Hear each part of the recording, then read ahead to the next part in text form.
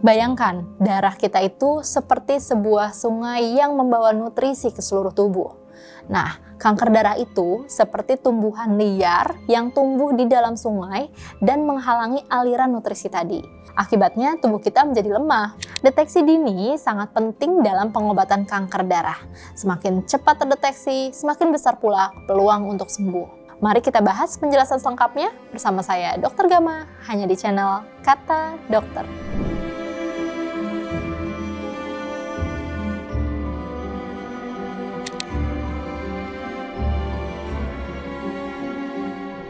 Nah, jadi leukemia itu adalah kanker yang mempengaruhi jaringan yang membentuk darah di dalam tubuh, termasuk sumsum tulang, dan juga bisa terjadi di sistem limfatik. Pada leukemia, sumsum tulang tadi memproduksi sel darah putih yang tidak normal dalam jumlah yang terlalu berlebihan.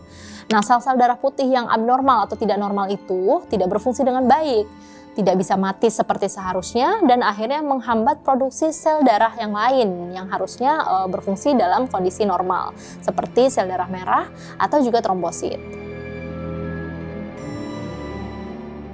Nah, ada beberapa jenis ya pada leukemia, itu bisa dibagi berdasarkan seberapa cepat penyakit itu berkembang. Bisa akut, bisa juga leukemia yang kronis. Serta jenis dari sel darah yang terkena kelainan, misalkan limfositik atau juga mieloid. Nah, penyebab dari leukemia itu sebenarnya belum diketahui secara sempurna ya, tapi ada beberapa faktor resiko yang dapat meningkatkan peluang seseorang terkena penyakit ini. Salah satunya adalah faktor genetik, yaitu mutasi pada beberapa bagian DNA. Nah, dalam sel darah dapat memicu perkembangan dari leukemia tadi. Nah, bisa juga karena paparan radiasi berlebih secara terus-menerus, dosisnya tinggi, seperti radiasi pada ledakan nuklir. Nah, itu juga bisa meningkatkan peluang terkena penyakit leukemia. Dan dapat meningkatkan resiko leukemia pada kondisi paparan zat kimia. Nah, contohnya seperti benzena yang bisa ditemukan dalam produk asap rokok atau produk dari industri tertentu. Nah, jadi harus hati-hati ya untuk yang merokok atau yang bekerja di pabrik-pabrik yang mengandung zat-zat kimia, karena bisa mencetuskan terjadinya pergeseran atau mutasi genetik yang akan menyebabkan terjadinya anemia.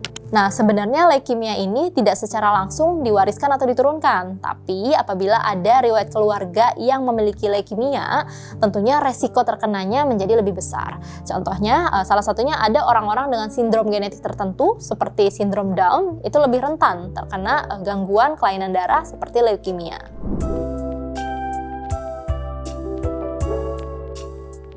Biasanya gejala dari leukemia itu seringkali tidak spesifik ya, jadi agak sulit membedakan di awal-awal. Nah, gejala leukemia tadi mirip dengan gejala-gejala lainnya. Contohnya pada saat tubuh seringkali lemas, kemudian penurunan daya tahan tubuh itu muncul pada saat kondisi influenza atau infeksi-infeksi lainnya. Jadi memang tidak secara signifikan terlihat pada kondisi awal. Namun ada beberapa gejala yang lebih umum terlihat pada leukemia.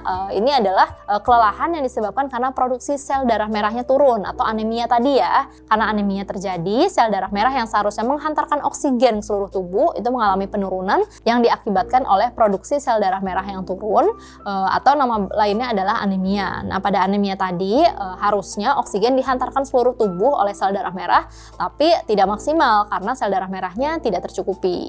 Nah, leukemia juga bisa menyebabkan demam secara terus-menerus, seringkali berkeringat di malam hari. Ini mirip-mirip juga ya dengan gejala infeksi, contohnya TBC. Nah, bisa juga adanya hilang nafsu makan atau penurunan berat badan secara drastis, mendadak. Ini bisa terjadi pada leukemia.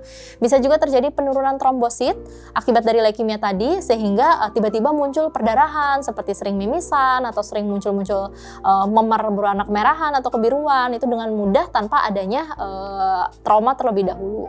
Bisa juga mungkin tiba-tiba gusinya berdarah, itu seringkali terjadi berulang tanpa penyebab yang jelas. Nah, infeksi juga sering terjadi ya, karena produksi sel darah putihnya juga tidak normal atau abnormal. Nah, itu membuat seseorang pasien lebih rentan terkena infeksi dan seringkali sulit untuk sembuh, karena jika pun sembuh mungkin bisa muncul lagi infeksi yang lainnya. Bisa juga terjadi pembengkakan kelenjar getah bening, pembengkakan hati atau hepar, juga limpa. Nah, itu biasanya menimbulkan rasa nyeri dan kurang nyaman pada perut. Gejala spesifiknya sebenarnya sulit dibedakan ya dengan penyakit lainnya, karena sebagian besar tandanya mirip-mirip seperti yang tadi sudah disampaikan. Sehingga perlu dilakukan pemeriksaan lebih lanjut apabila jika ada muncul tanda dan gejala seperti tadi, apalagi gejalanya timbul secara berkelanjutan atau terus-menerus.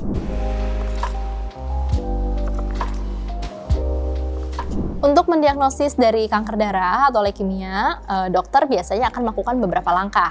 Nah, dokter ini tentunya akan memperhatikan apakah ada keluhan yang seringkali muncul dalam jangka waktu yang lama. Apakah gejala-gejala yang timbul, kemudian riwayat kesehatan sebelumnya, pernah menderita penyakit apa, riwayat kesehatan di keluarga. Lalu akan melakukan pemeriksaan fisik untuk mengetahui apakah ada kelainan lain. Contohnya pembesaran kelenjar getah bening, pembesaran hepar atau limfa tadi. Nah, lalu selanjutnya akan dilakukan pemeriksaan tes darah lengkap untuk mengidentifikasi jumlah sel darah. Apakah ada jumlah sel darah yang abnormal? Contoh, ada peningkatan sel darah putih atau leukositosis yang tidak normal.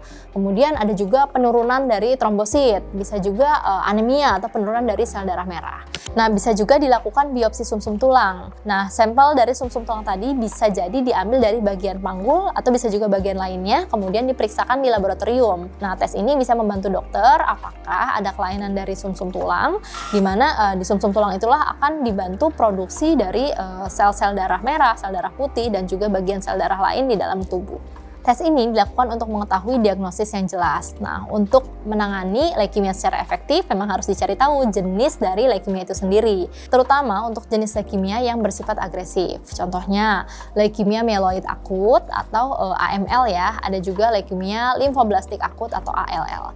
Dengan mengetahui jenis dari leukemia tadi, akan dilakukan terapi yang lebih spesifik tergantung dari jenis leukemianya tadi.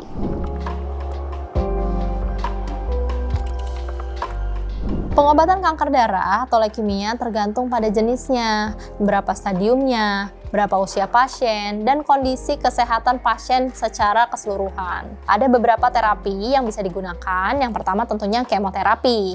Kemoterapi ini paling umum ya digunakan untuk leukemia, karena kemoterapi merupakan terapi yang menggunakan obat-obatan yang kuat untuk membunuh sel-sel kanker tadi dan juga yang ada di dalam sumsum tulang.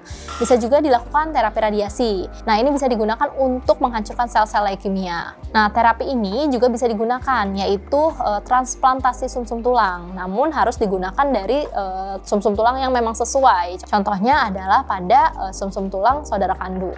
Terapi transplantasi sumsum tulang tadi adalah salah satu pilihan yang bisa digunakan apabila terapi sebelumnya tidak menunjukkan respons yang baik terhadap penyakit leukemia. Nah, selain itu ada juga terapi yang lebih spesifik untuk sel target dari sel kanker tadi. Apabila mengalami keluhan yang sudah disebutkan tadi atau sudah didiagnosa menderita leukemia, tentunya harus konsultasi dengan dokter agar teman-teman tahu apa sih terapi yang paling tepat untuk tata laksana dari penyakit leukemia ini.